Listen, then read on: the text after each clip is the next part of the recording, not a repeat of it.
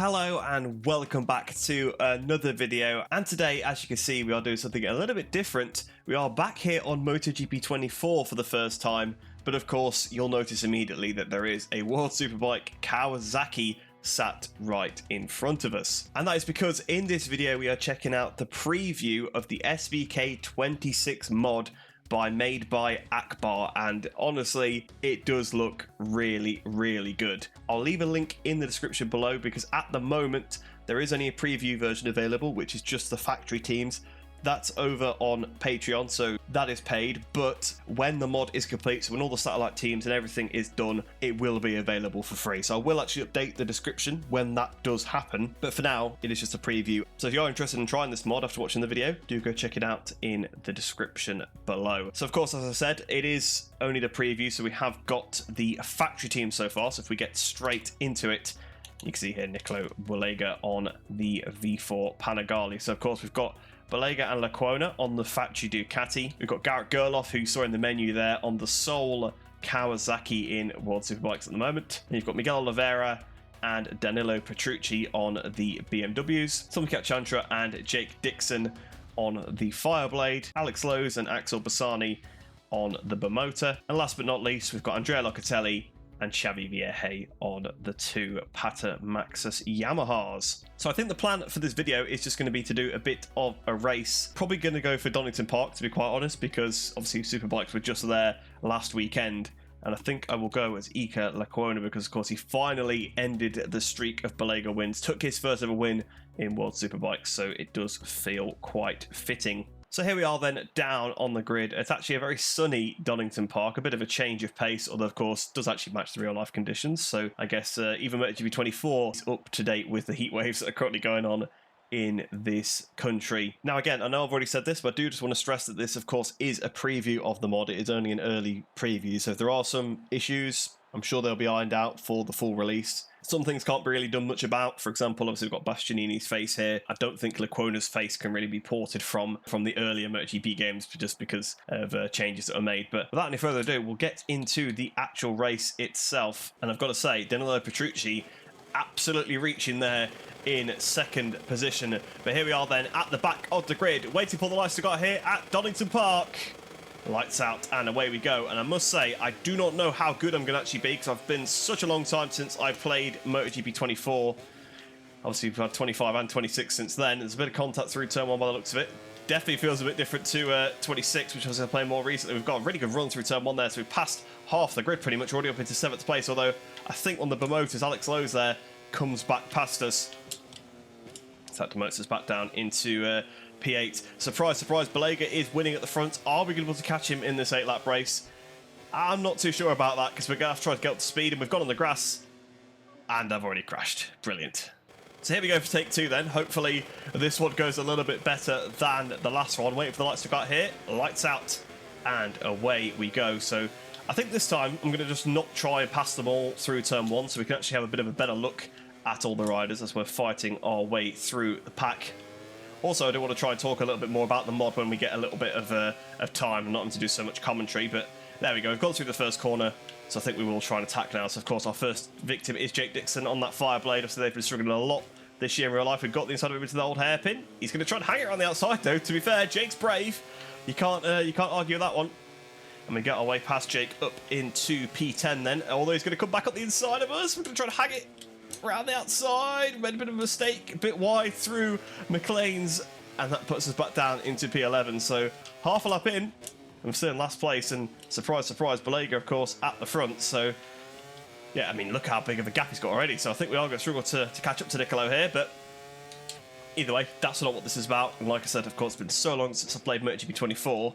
Although also the physics are of course altered since they're not MotoGP bikes. Things are a bit different. You'll see on the right hand side, for example, that the ride height device button is there, but it doesn't work if you do try and press it. I can't really demonstrate that because I can only really say I've pressed the button and nothing happens. I'll try it out of here at the old hairpin. You can see there is nothing happening whatsoever. I was spamming Y. I can assure you of that one. You probably could hear it because my controller's quite loud in my videos typically. We'll nearly lose the front there through the final corner, but pretty disastrous first lap. I think Lecuona would be pretty gutted if this is how his first lap had gone in one of the races, so maybe do need to try and put my head down a little bit. and catch up to these guys in front. Either that, or we may have to restart and turn the difficulty down because, yeah, I'm not up to speed on this game whatsoever. Okay, so I've whacked the difficulty down a little bit now, so we'll see how we get on this occasion. So hopefully this is the third and last attempt at actually doing this race.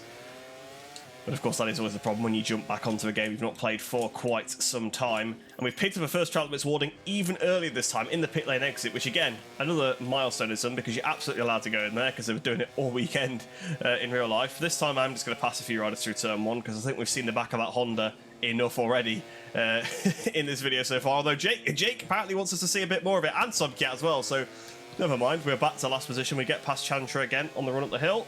Can we try and get past Jake as well? We're going to go to the outside on the curb. No, that's never going to work. And another trial limits warning, which is absolutely lovely. So we're literally, what, a third the way through the lap, getting towards halfway, I suppose. And we've already got 2 of our 5 warnings, so that is brilliant. Although, of course, no, we've got 3 of our 5 warnings now. This is turning out to be pretty brutal.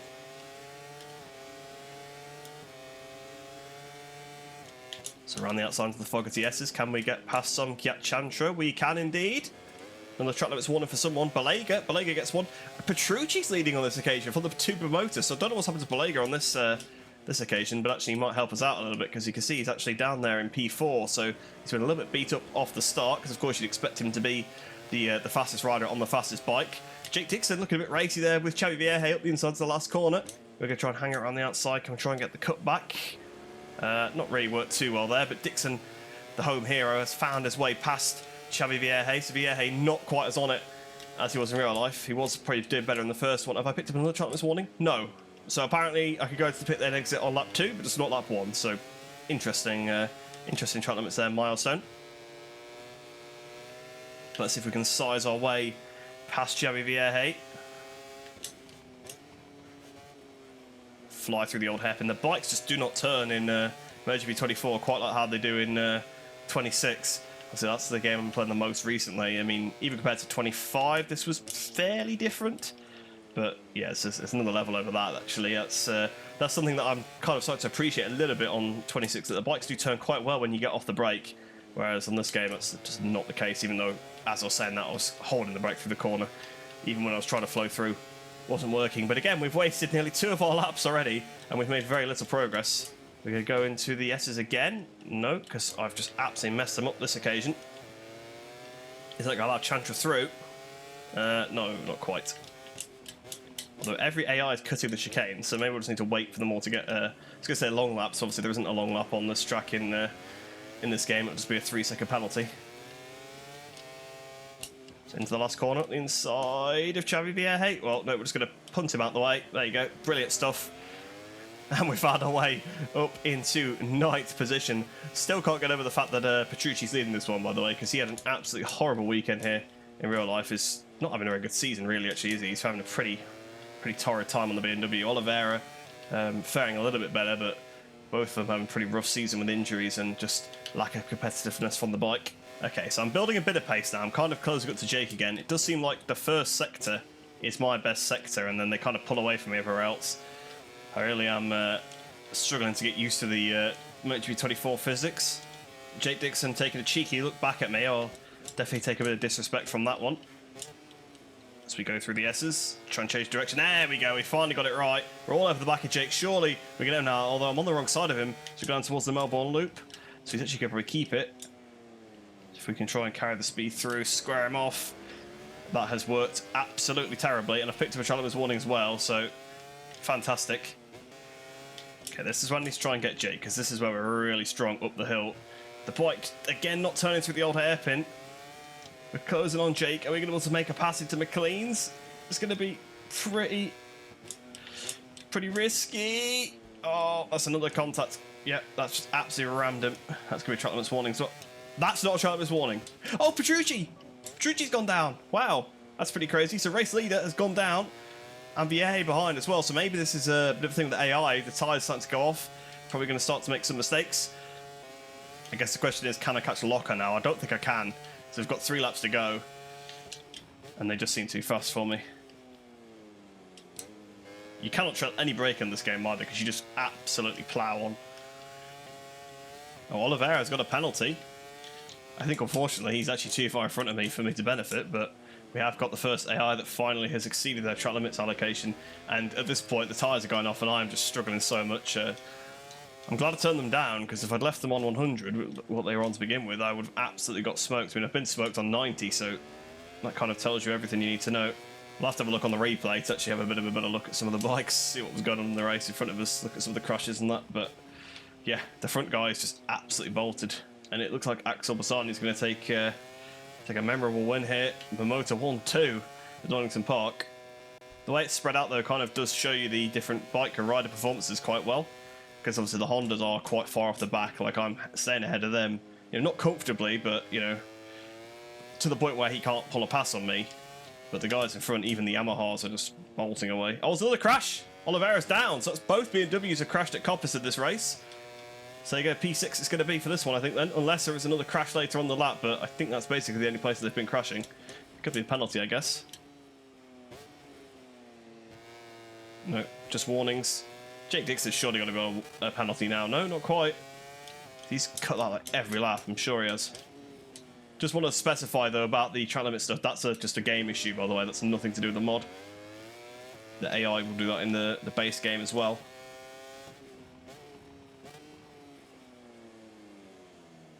Here we go then. It is going to be Axel Bassani that wins, ahead of Lowe's in second, Balaga in third, and we're going to come home in sixth place. So not a good day overall for the factory Ducati team. So Axel Bassani there wins the race. I think there's a little bit of a bug there because he seems to have Alex Lowe's number. But again, like I said earlier on in the video, it is a preview. There will be some sort of issues and bugs, and I'm sure they will be fixed for the main release and any subsequent updates that come to the preview as well. But yeah, but Motor 1-2 then. Didn't expect to see that one. Balaga in third place. Garrett Gerloff with the fastest lap there in fourth place as well. Locatelli fifth. I ended up in sixth position. 4.7 off the leader. So actually, if there had been some penalties in front, we probably would have benefited, not from any of the top three, but if Gerloff or Locatelli had transgressed, then we would have got them. Dixon then in 7th place, 8th place for Chantra, 9th for Petrucci, and also the two DNFs then of Oliveira and Vierge. But let's go and have a look at those crashes and see actually what happened to the AI there, because Vierge, Oliveira and Petrucci I think all crashed at Coppice Corner, so I suspect it'll be basically the same crash for all of them. So then this is Petrucci's crash. He's leading away. Two Motors right behind him, so he was under some pressure. He wasn't quite... And there's B Bars out on the grid in the background as well. And he just loses the front. And also a bit of a change of pace that you see the rider not have some horrible like animation after they crash. Obviously currently in MotoGP 26 there's a bit of a bug where the rider really contorts after they crash, whereas the limbs actually somewhat stay realistic in this. But yeah, I think what's happened there is he's just absolutely clattered the curb. See what the guys behind did. Yeah. So they just about touch it, which is kind of what you want, really. I mean, even that's maybe a slightly early apex, although I can't really comment too much when they were that much faster than me. But yeah, Petrucci goes down.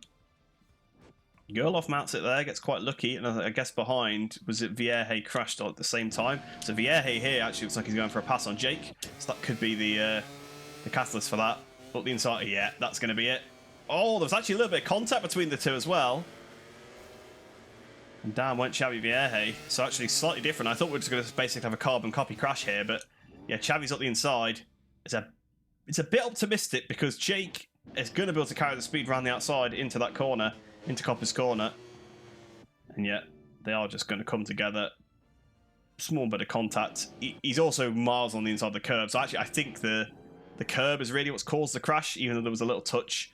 He was obviously mounting it just as much as Petrucci, and it does seem like they're hanging on a little bit longer. I don't know if that's that's part of the mod, because obviously the physics are changed a little bit, so that could potentially be something related, but also could be a game thing, so I'm not going to read too much into it. Again, it's been so long since I played MotoGP 24 consistently that I can't really remember the ins and outs of them. And then let's have a look at Miguel. When did Miguel crash? So here's Miguel then. This is how Miguel ended up going down. Are we going to see a carbon copy crash of his teammate? It seems that way. Yes, it does seem like his was the same, so he wasn't going for a pass or anything like that. If we watch from the off-board camera. Let's just see. Tips in. Oh, he actually was more unlucky, because that's kind of a similar amount that Gerloff took on that previous lap as well. So clearly they were they're risking it close. They were, they're running a bit close with the curb, and unfortunately, that was Miguel going down. Ignore the fact you can see the Aprilia dashboard there. But there you go then. Now that we've looked at the crashes, that is pretty much going to bring this video to a close.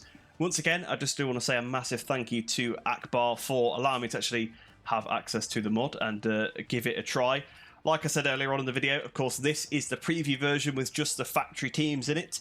That is available on Patreon, so obviously that is paid. The link to that will be in the description below. However, when the mod is fully complete, so that you've got all of the factory teams, all of the satellite teams, that is going to be available for free. So I will also update the description to put that in there when that does happen. Don't go harassing the creators either for when that's going to be, a release date or blah, blah, blah. You know, there's a lot of work that has to go into this. I mean, my season mods that I usually do, a lot of work into those, but these even more so because they've got to create everything from scratch. They've got to find the bike models from somewhere and put them into the game. They've got to do all the textures, you know, the helmets and everything like that, right? Helmets, boots, leathers, bike liveries, mechanics, the pit boxes, even those little things you don't think about are done in the mod as well. So don't go begging for a release date or harassing the creators or anything like that. It'll be done when it's finished. But like I said, if you are interested in what you've seen so far, it is already available in the description below on Patreon. But hopefully you guys have enjoyed that one. If you are new to the channel, please do like the video and subscribe, because of course it is a win-win for both of us as you get some more MotoGP game content, especially modding content